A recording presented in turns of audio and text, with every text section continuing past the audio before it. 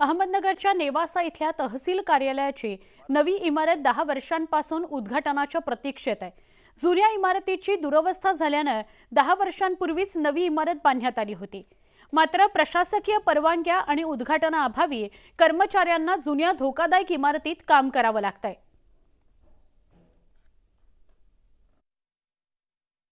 महसूल मंत्री राधाकृष्ण विखे पाटील यांच्या अहमदनगर जिल्ह्यातील नेवासा येथील तहसील कार्यालयाची इमारत गेल्या 10 वर्षापासून उद्घाटनाच्या प्रतीक्षेत आहे।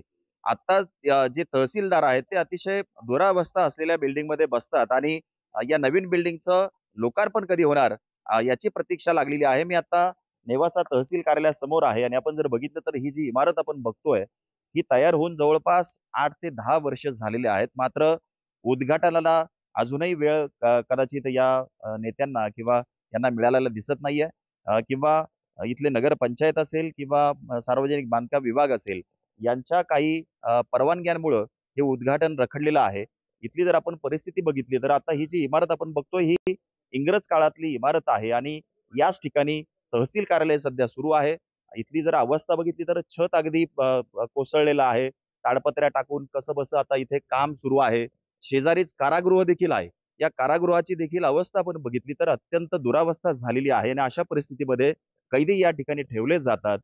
कधीही या छताचे कौल काढून कैदी देखील पसार होऊ शकतात।